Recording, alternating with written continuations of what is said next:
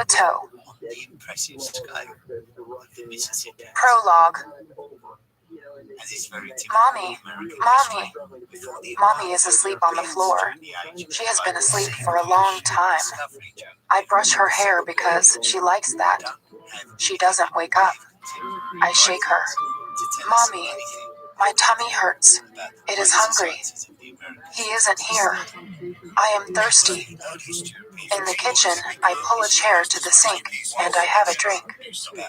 The water splashes over my blue. Mommy is still asleep. Mommy, wake up. She looks still. She is cold.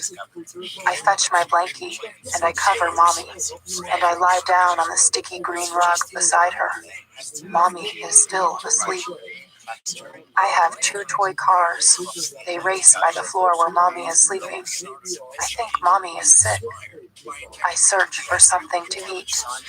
In the freezer, I find peas. They are cold. I eat them slowly. They make my tummy hurt. I sleep beside Mommy. The peas are gone. In the freezer is something. It smells funny. I lick it and my tongue is stuck to it. I eat it slowly. It tastes nasty. I drink some water. I play with my cars and I sleep beside Mommy. Mommy is so cold and she won't wake up. The door crashes open. I cover Mommy with my blankie. He's here. Fuck! What the fuck happened here? Oh, the crazy fucked up bitch. Shit. Fuck. Get out of my way, you little shit. He kicks me, and I hit my head on the floor. My head hurts. He calls somebody and he goes. He locks the door. I lay down beside Mommy. My head hurts. The lady policeman is here. No, no, no. Don't touch me.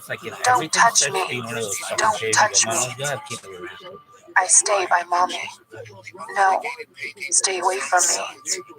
The lady policeman has my blankie, and she grabs me. I scream, Mommy, Mommy, I want my Mommy. The words are gone. I can't say the words. Mommy can't hear me. I have no words. Christian! Christian! Her voice is urgent, pulling him from the depths of his nightmare, the depths of his despair. I'm here! I'm here! He wakes and she's leaning over him, grasping his shoulders, shaking him, her face etched with anguish, blue eyes wide and brimming with tears. Anna. His voice is a breathless whisper, the taste of fear tarnishing his mouth. You are here. Of course I'm here. I had a dream. I know. I'm here. I'm here. Anna. He breathes her name, and it's a talisman against the black, choking panic coursing through his body. Hush. I'm here. She curls around him, her limbs cocooning him, her warmth leaching into his body, forcing back the shadows, forcing back the fear. She is sunshine. She is light. She is his. Please, let's not fight. His voice is hoarse as he wraps his arms around her. Okay. The vows. No obeying. I can do that. We'll find a way. The words rush out of his mouth in a tumble of emotion and confusion and anxiety. Yes, we will. We'll always find a way. She whispers, and her lips are on his, silencing him, bringing him back to the now. Chapter 1. I stare up through gaps in the seagrass parasol at the bluest of skies, summer blue, Mediterranean blue.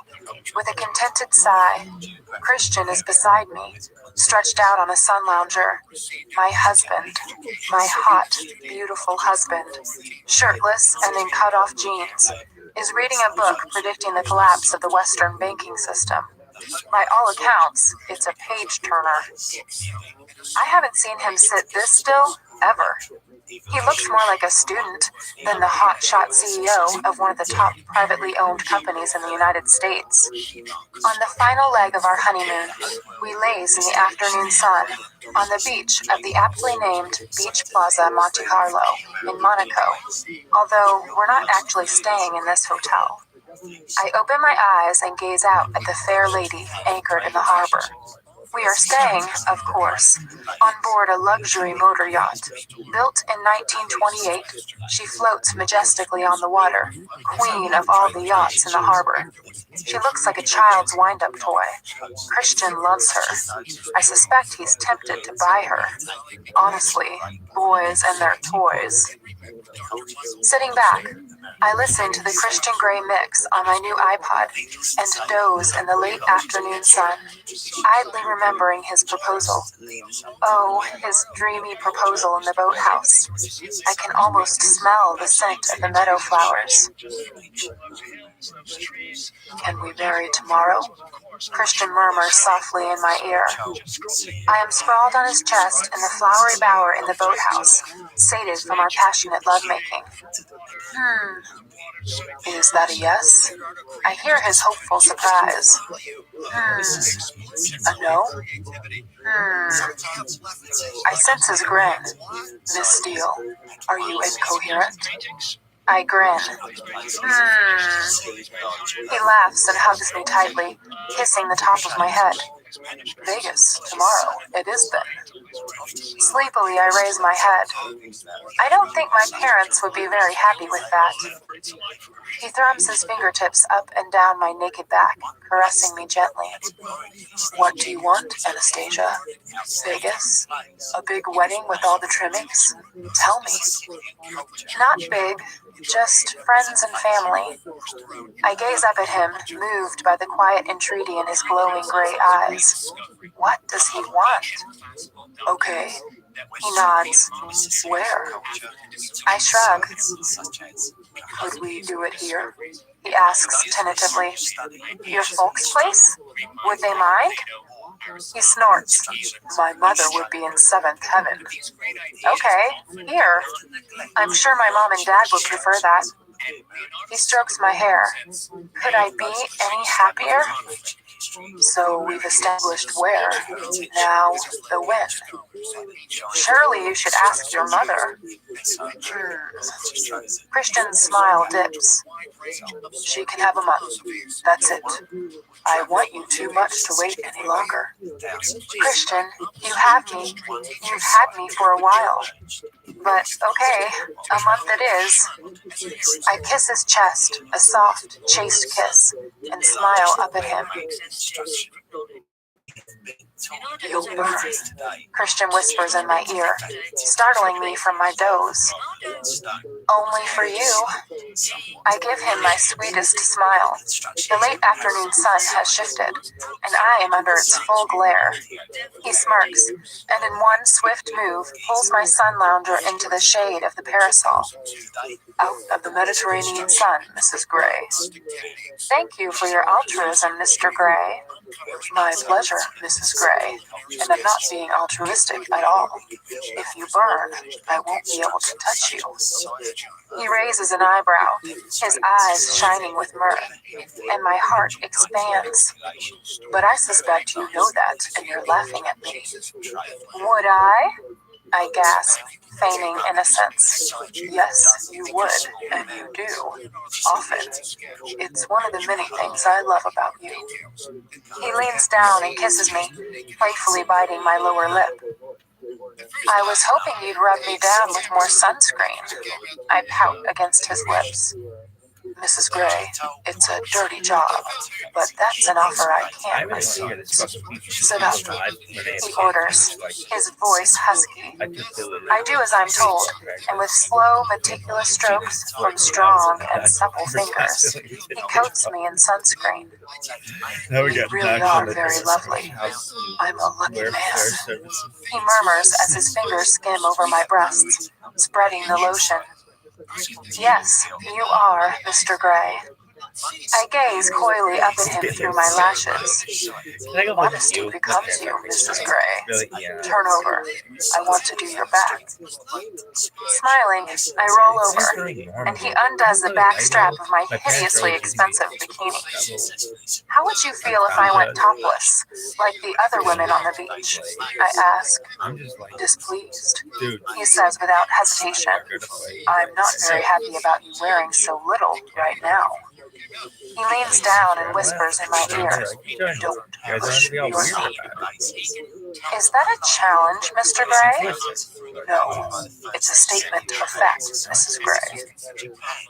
I sigh and shake my head. Oh, Christian, my possessive, jealous, control-freak Christian. When he's finished, he slaps my behind. You'll do, wench. His ever-present, ever-active berry buzzes.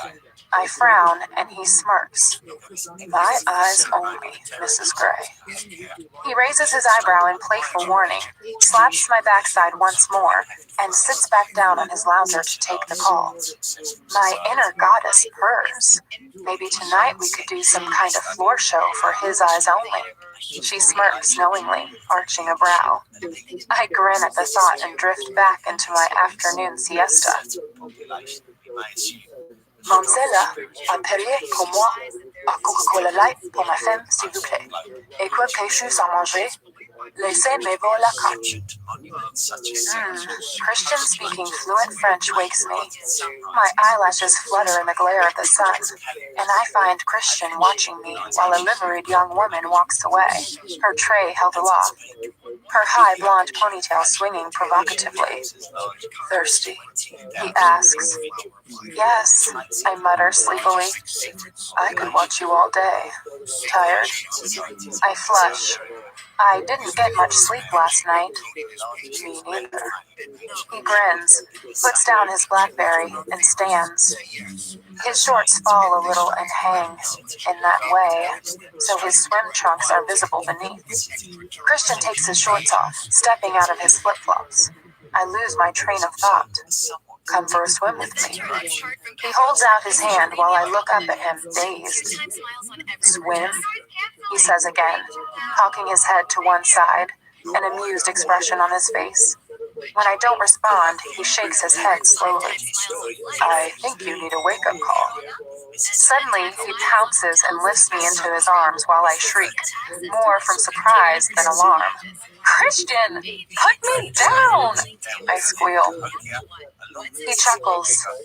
Only in the sea, baby. Several sunbathers on the beach watch with that bemused disinterest so typical, I now realize, of the French as Christian carries me to the sea, laughing, and wades in. I clasp my arms around his neck. You wouldn't, I say breathlessly, trying to stifle my giggling. He grins. Oh, Anna, baby, have you learned nothing in the short time we've known each other? He kisses me, and I seize my opportunity, running my fingers through his hair, grasping 2 handfuls and kissing him back while invading his mouth with my tongue. He inhales sharply and leans back, eyes smoky but wary. I know your game, he whispers, and slowly sinks into the cool, clear water, taking me with him as his lips find mine once more. The chill of the Mediterranean is soon forgotten as I wrap myself around my husband. I thought you wanted to swim, I murmur against his mouth. You're very distracting. Christian grazes his teeth along my lower lip. But I'm not sure I want the good people of Monte Carlo to see my wife in the throes of passion. I run my teeth along his jaw, his stubble tickly against my tongue, not caring a dime for the good people of Monte Carlo. Anna, he groans. He wraps my ponytail around his wrist and tugs gently, tilting my head back, exposing my throat. He trails kisses from my ear down my neck. Shall I take you in the sea? He breathes. Yes, I whisper. Christian pulls away and gazes down at me, his eyes warm, wanting, and amused. Mrs. Gray, you're insatiable and so brazen. What sort of monster have I created? A monster fit for you. Would you have me any other way? I'll take you any way I can get you. You know that. But not right now. Not with an audience. He jerks his head toward the shore. What? Sure enough, several sunbathers on the beach have abandoned their indifference and now regard us with interest. Suddenly, Christian grabs me around my waist and launches me into the air, letting me fall into the water and sink beneath the waves to the soft sand below. I surface, coughing, spluttering, and giggling. Christian! I scold, glaring at him. I thought we were going to make love in the sea and chalk up yet another first. He bites his lower lip to stifle his amusement. I splash him, and he splashes me right back. We have all night, he says, grinning like a fool. Laters, baby. He dives beneath the sea and surfaces 3 feet away from me. Then, in a fluid, graceful crawl, swims away from the shore, away from me. Ah! Playful, tantalizing 50. I shield my eyes from the sun as I watch him go. He's such a tease. What can I do to get him back? While I swim back to the shore, I contemplate my options. At the sun loungers, our drinks have arrived, and I take a quick sip of Diet Coke. Christian is a faint speck in the distance. I lie down on my front and, fumbling with the straps, take my bikini top off and toss it casually onto Christian's sun lounger. There, see how brazen I can be, Mr. Gray? Put this in your pipe and smoke it. I shut my eyes and let the sun warm my skin, warm my bones, and I drift away under its heat, my thoughts turning to my wedding day. You may kiss the bride, Reverend Walsh announces. I beam at my husband. Finally, you're mine, he whispers, and pulls me into his arms and kisses me chastely on the lips. I am married. I am Mrs. Christian Gray. I am giddy with joy. You look beautiful, Anna, he murmurs and smiles, his eyes glowing with love, and something darker, something hot. Don't let anyone take that dress off but me, understand? His smile heats 100 degrees as his fingertips trail down my cheek, igniting my blood. Holy crap! How even here with all these people staring at us? I nod mutely. Geez, I hope no one can hear us. Luckily, Reverend Walsh has discreetly stepped back. I glance at the throng, gathered in their wedding finery. My mom, Ray, Bob, and the Grays are all applauding. Even Kate, my maid of honor, who looks stunning in pale pink as she stands beside Christian's best man, his brother, Elliot. Who knew that even Elliot could scrub up so well? All wear huge, beaming smiles, except Grace, who weeps graciously into a dainty white handkerchief. Ready to party, Mrs. Gray? Christian, giving me his shy smile. I melt. He looks divine in a simple black tux with silver waistcoat and tie. He's so dashing. Ready as I'll ever be, I grin, a totally goofy smile on my face. Later, the wedding party is in full swing. Carrick and Grace have gone to town. They have the tent set up again and beautifully decorated in pale pink, silver, and ivory, with its sides open facing the bay. We have been blessed with fine weather, and the late afternoon sun shines over the water. There's a dance floor at one end of the tent, a lavish buffet at the other. Ray and my mother are dancing and laughing with each other. I feel bittersweet watching them together. I hope Christian and I last longer. I don't know what I'd do if he left me. Marry in haste with infant at leisure. The saying haunts me. Kate is beside me, looking so beautiful in her long silk gown. She glances at me and frowns. Hey, this is supposed to be the happiest day of your life, she scolds. It is, I whisper. Oh, Anna, what's wrong? Are you watching your mom and Ray? I nod sadly. They're happy. Happier apart. You're having doubts? Kate asks, alarmed. No, not at all. It's just, I love him so much. I freeze, unable or unwilling to articulate my fears. Anna, it's obvious he adores you. I know you had an unconventional start to your relationship, but I can see how happy you've both been over the past month. She grasps my hands, squeezing them. Besides, it's too late now, she adds with a grin. I giggle. Trust Kate to point out the obvious. She pulls me into a Catherine Kavanaugh special hug. Anna, you'll be fine. And if he hurts one hair on your head, he'll have me to answer to. Releasing me, she grins at whoever is behind me. Hi, baby. Christian puts his arms around me, surprising me, and kisses my temple. Kate, he acknowledges. He is still cool toward her even after 6 weeks. Hello again, Christian. I'm off to find your best man, who happens to be my best man, too. With a smile to us both, she heads over to Elliot, who is drinking with her brother Ethan and our friend Jose. Time to go, Christian murmurs. Already? This is the first party I've been to where I don't mind being the center of attention. I turn in his arms to face him. You deserve to be. You look stunning, Anastasia. So do you. He smiles, his expression heating. This beautiful dress becomes you.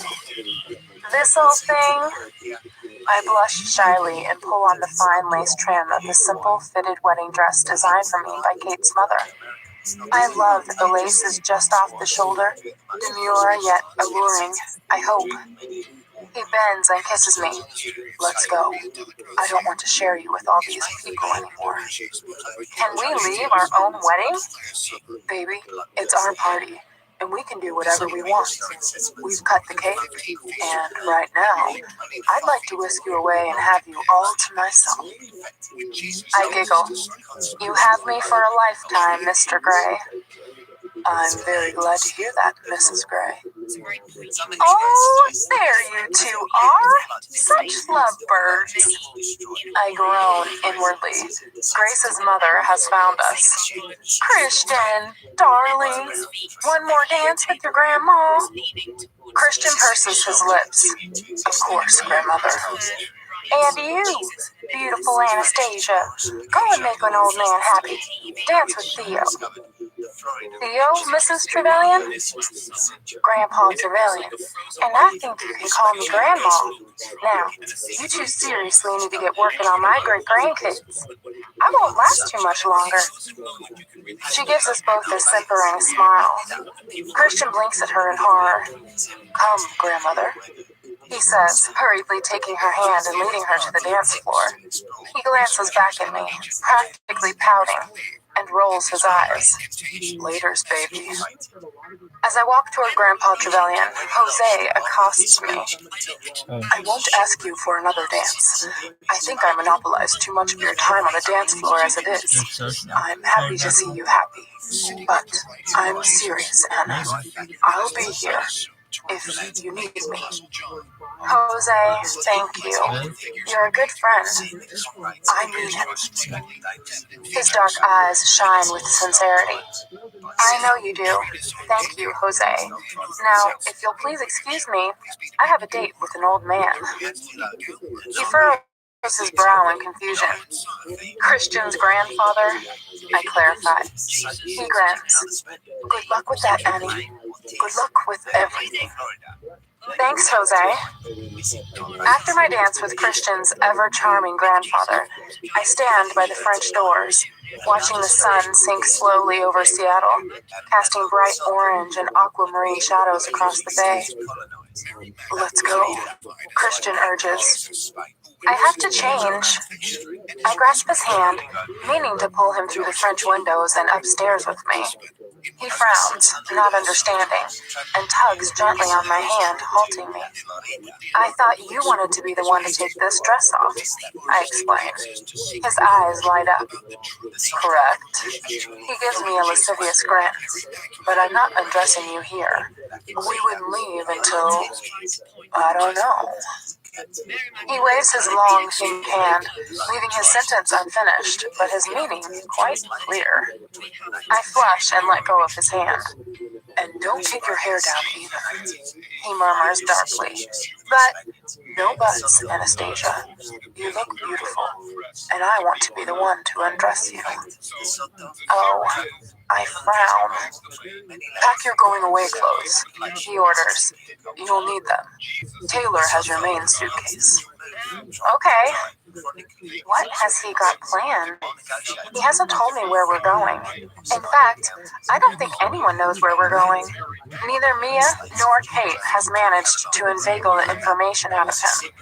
I turn to where my mother and Kate are hovering nearby. I'm not changing. What? My mother says. Christian doesn't want me to. I shrug as if this should explain everything. Her brow furrows briefly. You didn't promise to obey, she reminds me tactfully. Kate tries to disguise her snort as a cough. I narrow my eyes at her. Neither she nor my mother have any idea of the fight Christian and I had about that. I don't want to rehash that argument. Geez, can my 50 shades sulk and have nightmares? The memory is sobering. I know, Mom, but he likes this dress, and I want to please him. Her expression softens. Kate rolls her eyes and tactfully moves away to leave us alone. You look so lovely, darling. Carla gently tugs at a loose tendril of my hair and strokes my chin. I am so proud of you, honey. You're going to make Christian a very happy man. She pulls me into a hug. Oh, Mom. I can't believe how grown up you look right now. Beginning a new life. Just remember that men are from a different planet, and you'll be fine. I giggle. Christian is from a different universe. If only she knew. Thanks, Mom. Ray joins us, smiling sweetly at both Mom and me. You made a beautiful baby girl, Carla, he says, his eyes glowing with pride. He looks so dapper in his black tux and pale pink waistcoat. Tears prick the back of my eyes. Oh no, so far I have managed not to cry. And you watched her and helped her grow up, right? Carla's voice is wistful. And I love every single minute. You make one hell of a bride, Amy. Ray tucks the same loose strand of hair behind my ear. Oh, Dad. I stifle a sob, and he hugs me in his brief, awkward way. You'll make one hell of a wife, too, he whispers, his voice hoarse. When he releases me, Christian is back at my side. Ray shakes his hand warmly. Look after my girl, Christian. I fully intend to, Ray. Carla. He nods at my stepdad and kisses my mom. The rest of the wedding guests have formed a long, human arch for us to travel through, leading around to the front of the house. Ready? Christian says. Yes. Taking my hand, he leads me under their outstretched arms, while our guests shout good luck and congratulations and shower us with rice. Waiting with smiles and hugs at the end of the arch are Grace and Carrick. They hug and kiss us both in turn. Grace is emotional again, as we bid them hasty goodbyes. Taylor is waiting to whisk us away in the Audi SUV. As Christian holds the car door open for me, I turn and toss my bouquet of white and pink roses into the crowd of young women that has gathered. Mia triumphantly holds it aloft, grinning from ear to ear. As I slide into the SUV, laughing at Mia's audacious catch, begins to gather the hem of my dress. Once I'm safely in, he bids the waiting crowd farewell. Taylor holds the car door open for him. Congratulations, sir. Thank you, Taylor. Christian replies as he seats himself beside me. As Taylor pulls away, our wedding guests shower the vehicle with rice. Christian grasps my hand and kisses my knuckles. So far, so good, Mrs. Gray. So far, so wonderful, Mr. Gray. Where are we going? C-Tech, he says simply, and smiles a sphinx-like smile. What is he planning? Taylor does not head for the departure terminal as I expect, but the security gate and directly onto the tarmac. What? And then I see her. Christian's jet. Gray Enterprises Holdings, Inc. in large blue lettering across her fuselage. Don't tell me you're misusing company property again. Oh, I hope so, Anastasia. Christian grins. Taylor halts the Audi at the foot of the steps leading up to the plane and leaps out to open Christian's door. They have a brief discussion, then Christian opens my door, and rather than stepping back to give me room to climb out, he leans in and lifts me. Whoa! What are you doing? I squeak. Carrying you over the threshold, he says.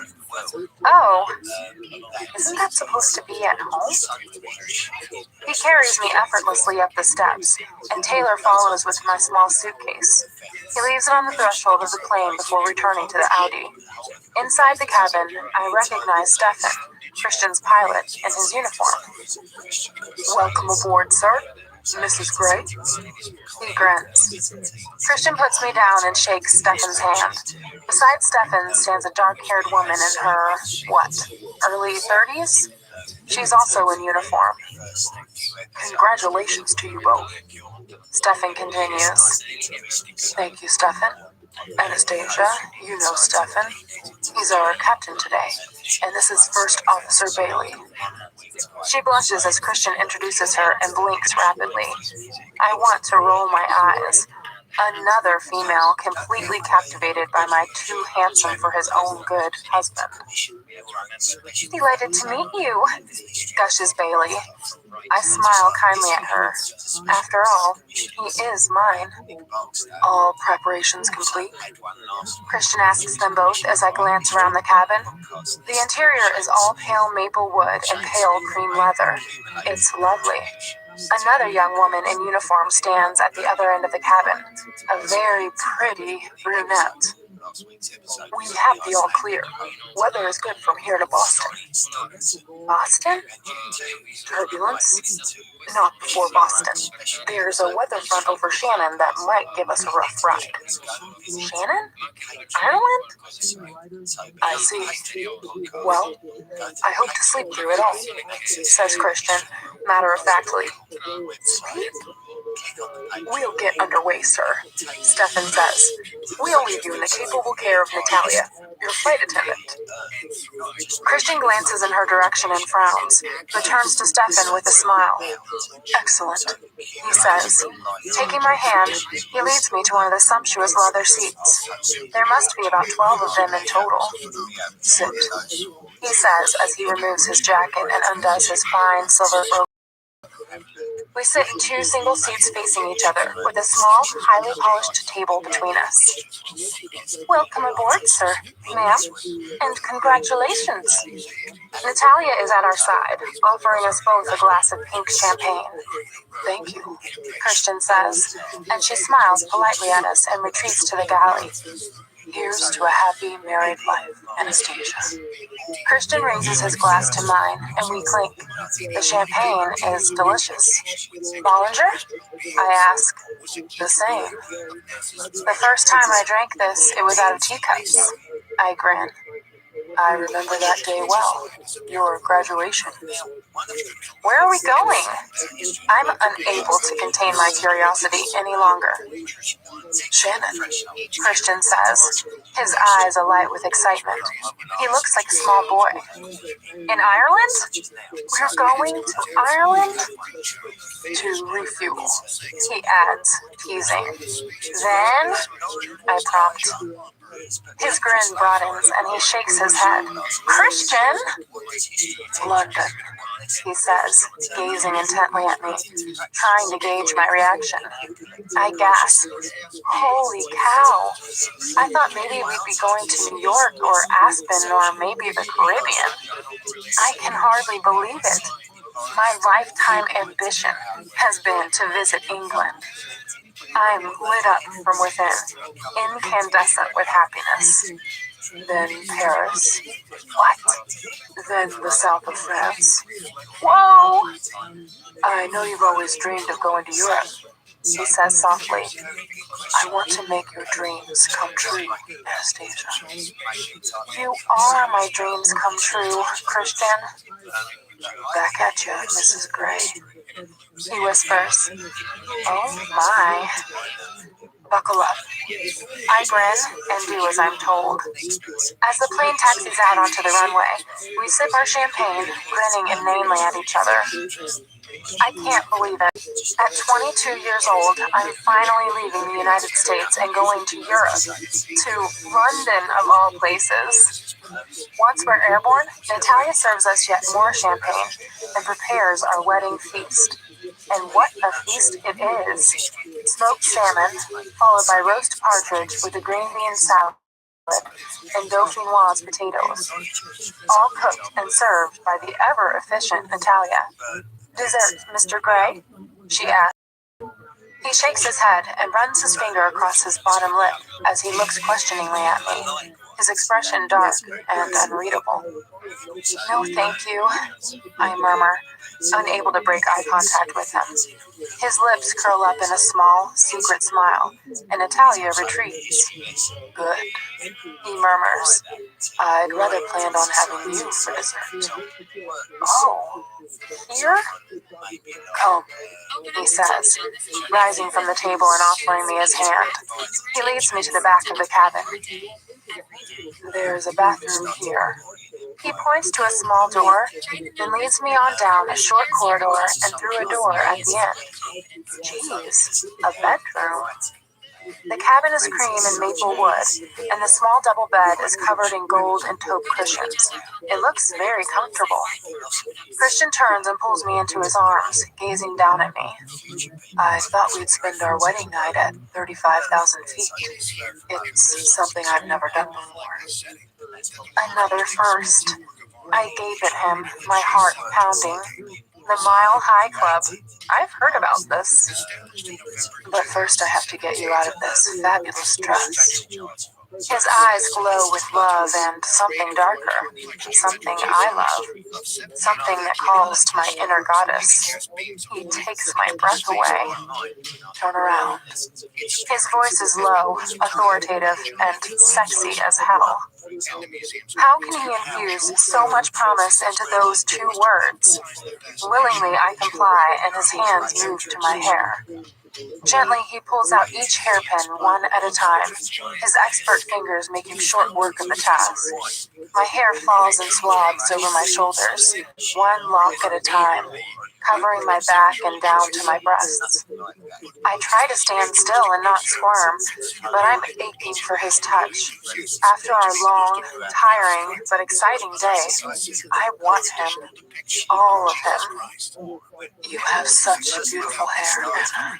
His mouth is close to my ear and I feel his breath, though his lips don't touch me. When my hair is free of pins, he runs his fingers through it, gently massaging my scalp. Oh my.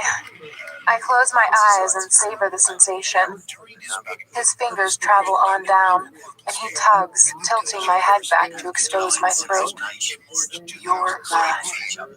He breathes, and his teeth tug my earlobe. I groan. Hush now, he admonishes. He sweeps my hair over my shoulder and trails a finger across the top of my back, from shoulder to shoulder, following the lace edge of my dress. I shiver in anticipation. He plants a tender kiss on my back above the first button on my dress. So beautiful, he says as he deftly undoes the first button. You have made me the happiest man alive today.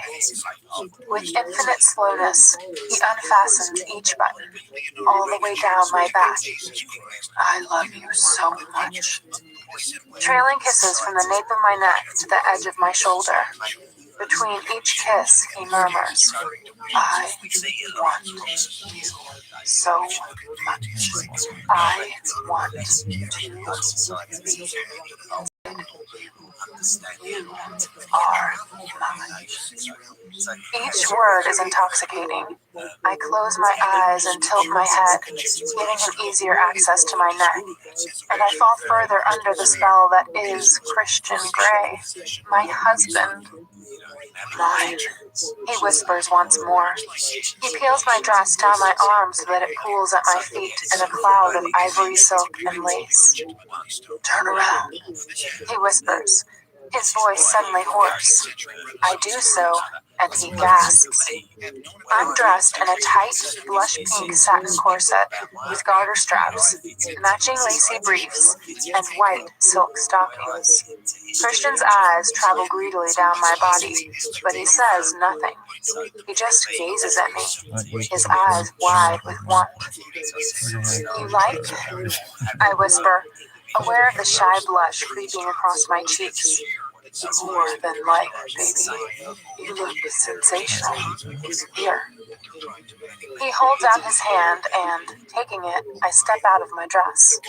Keep still, he murmurs, and without taking his darkening eyes off mine, he runs his middle finger over my breasts, following the line of my corset. My breath shallows, and he repeats the journey over my breasts once more, his tantalizing fingers sending tingles down my spine. He stops and twirls his index finger in the air, indicating that he wants me to turn around. For him, right now, I'd do anything. Stop, he says. I'm facing the bed, away from him. His arm encircles my waist, pulling me against him, and he nuzzles my neck. Gently, he cups my breasts, toying with them, while his thumbs circle over my nipples so that they strain against the fabric of my corset. Mine, he whispers. Yours, I breathe. Leaving my breasts bereft, he runs his hands down my stomach, over my belly, down to my thighs, his thumbs skimming my sex. I stifle a moan. His fingers skate down each garter, and with his usual dexterity, he simultaneously unhooks each one from my stockings. His hands travel around to my behind. Mine, he breathes, as his hands spread across my backside. The tips of his fingers brush my sex. Ah! Hush. His hands travel down the backs of my thighs, and once more he unclips my garters. Leaning down, he pulls back the cover on the bed. Sit down. In his thrall, I do as I'm told, and he kneels at my feet and gently tugs off each of my white bridal Jimmy Choos. He grasps the top of my left stocking and slowly peels it off, running his thumbs down my leg. He repeats the process with my other stocking. This is like unwrapping my Christmas presents. He smiles up at me through his long, dark lashes. A present you've had already. He frowns in admonishment. Oh no, baby. This time, it's really mine. Christian, I've been yours since I said yes. I scoot forward, cupping his beloved face in my hands. I'm yours. I will always be yours, husband of mine. Now, I think you're wearing too many clothes. I bend to kiss him, and suddenly he leans up, kisses my lips, and grasps my head with his hands, his fingers threading into my hair. Anna, he breathes. My Anna. His lips claim mine once more, his tongue invasively persuasive. Clothes, I whisper, our breath mingling as I push back his vest and he struggles out of it, releasing me for a moment. He pauses, gazing at me, eyes wide, eyes wanting. Let me, please. My voice is soft and cajoling. I want to undress my husband, my 50. He sits back on his heels, and leaning forward, I grasp his tie, his silver gray tie, my favorite tie, and slowly undo it and pull it free. He raises his chin to let me tackle the top button of his white shirt. Then, once it's undone, I move on to his cuffs. He's wearing platinum cufflinks, engraved with an entwined A and C, my wedding present to him. When I've removed them, he takes the cufflinks from me and fists them in his hand. Then, he kisses his fist and shoves them into his pants pocket. Mr. Gray, so romantic. For you, Mrs. Gray, hearts and flowers, always. I take his hand and, glancing up through my lashes, kiss his plain platinum wedding ring. He groans and closes his eyes. Anna, he whispers, and my name is a prayer. Reaching up to his second shirt button and mirroring him from earlier, I plant a soft kiss on his chest as I undo each of them and whisper between each kiss. You make me so happy. I love you. He groans, and in one swift move, he clasps me around the waist and lifts me onto the bed, following me down on it. His lips find mine, his hands curling around my head, holding me, stilling me, as our tongues glory in each other. Abruptly, Christian kneels up, leaving me breathless and wanting more. You are so beautiful, wife. He runs his hands down my legs, then grasps my left foot. You have such lovely legs. I want to kiss every inch of them, starting here. He presses his lips against my big toe and then grazes the pad with his teeth. Everything south of my waistline convulses. His tongue glides up my instep, and his teeth skim my heel and up to my ankle. He trails kisses up the inside of my calf, soft, wet kisses. Wriggle beneath him. Still, Mrs. Gray, he warns, and suddenly he flips me onto my stomach and continues his leisurely journey with his mouth up the backs of my legs, to my thighs, my behind, and then he stops. I groan. Please. I want you naked, he murmurs, and slowly unhooks my corset, one hook at a time. When it's flat on the bed beneath me, he runs his tongue up the length of my spine. Christian, please. What do you want, Mrs. Gray? His words are soft and close to my ear. He's almost lying on top of me. I can feel him hard against my behind.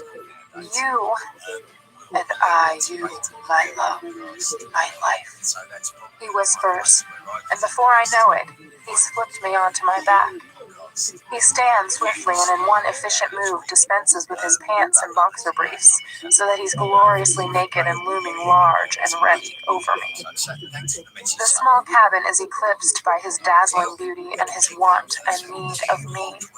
He leans down and peels off my panties, then gazes at me. Hi, he mouths. Please, I beg, and he grins. A salacious, wicked, tempting, all 50 grin.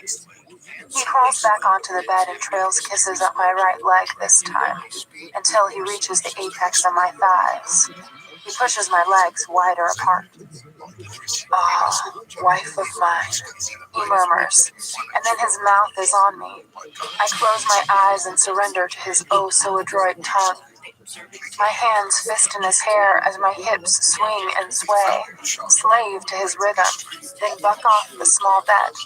He grabs my hips to still me, but doesn't stop the delicious torture. I'm close, so close. Christian, I moan. Not yet. He breathes, and he moves up my body, his tongue dipping into my navel. No! Damn! I sense his smile against my belly as his journey continues north. So impatient, Mrs. Gray. We have until we touch down on the Emerald Isle. Reverentially, he kisses my breasts and tugs my left nipple between his lips. Gazing up at me, his eyes are dark like a tropical storm as he teases me. Oh my, I'd forgotten. You're a husband. I want you. Please. He looms up over me, his body covering mine, resting his weight on his elbows. He runs his nose down mine, and I run my hands down his strong, supple back to his fine backside. Mrs. Gray, why? We aim to please. His lips brush. I love you. I love you too. Eyes open. I want to see you. Christian! Ah! I cry as he slowly sinks into me. Anna. Oh, Anna. He breathes, and he starts to move. What the hell do you think you're doing? Christian shouts, waking me from my very pleasant dream. He's standing all wet and beautiful at the end of my sun lounge and glaring down at me. What have I done? Oh no, I'm lying on my back. Crap. And he's mad. Shit. He's really mad. Chapter 2. I am suddenly very awake, my erotic dream forgotten. I was on my front. I must have turned over in my sleep. I whisper weakly in my defense. His eyes blaze with fury. He reaches down, scoops up my bikini top from his sun lounger, and tosses it at me.